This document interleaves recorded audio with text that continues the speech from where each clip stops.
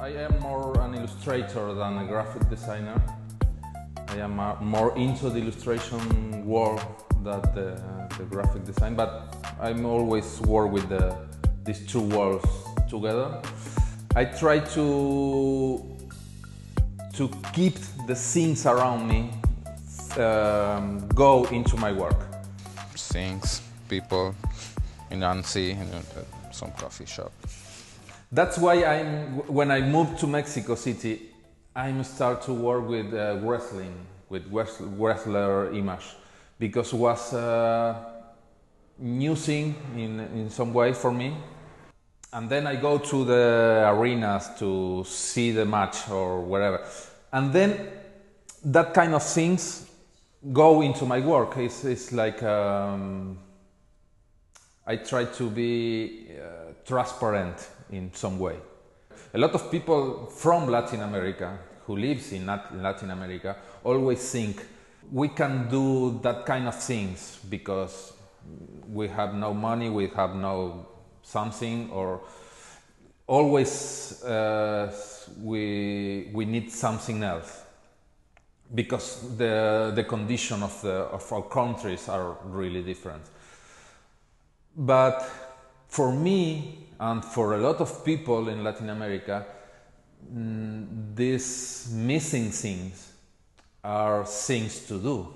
The book comes in Espanol, in Spanish, in French, and in English. This is a portrait of my friends, and nobody knows them except me and his moms. It's a celebration for my 10 years in Mexico City. When I start to think about my 10 years in Mexico City, this idea becomes something interesting for me. Make portraits of my friends, make portraits of people really close to me. He's Vince Monster, his nickname is Vince Monster. He played in a rockabilly band from Mexico. And she's the drummer from the band called Las Ultrasónicas. It's the first time that I draw real and close people. Usually my work is more from my imagination, with some elements from the reality, but almost my imagination. J'ai rencontré Jorge il y a 3 ou 4 ans par l'intermédiaire d'un ami mexicain que j'avais rencontré au Japon. Donc ça fait des coïncidences un peu étranges, mais ça s'est fait comme ça.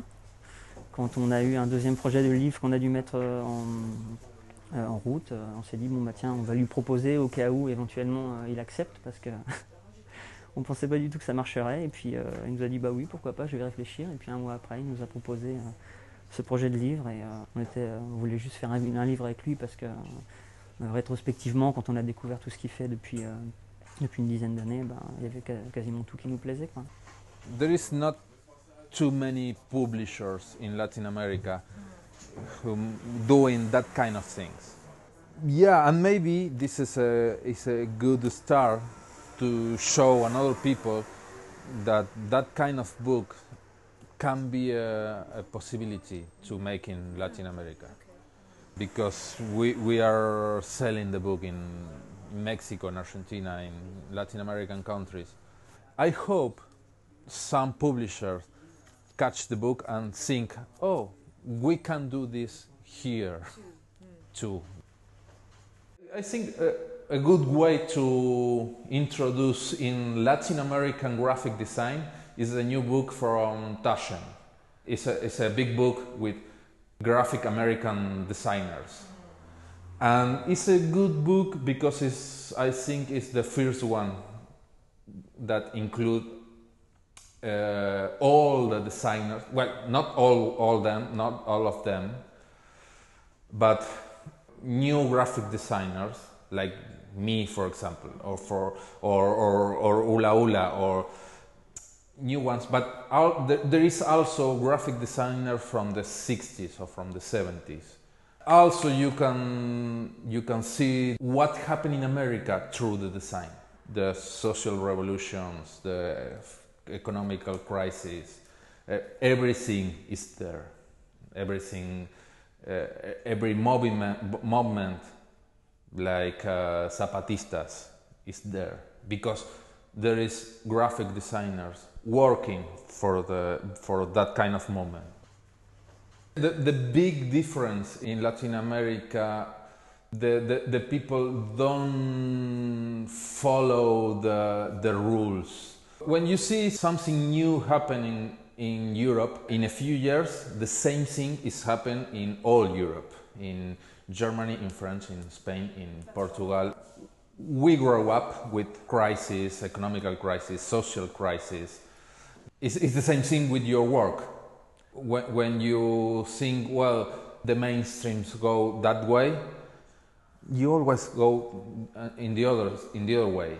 You always can find something really old living together with something really new, with something really European style. But the two things happen at the same moment.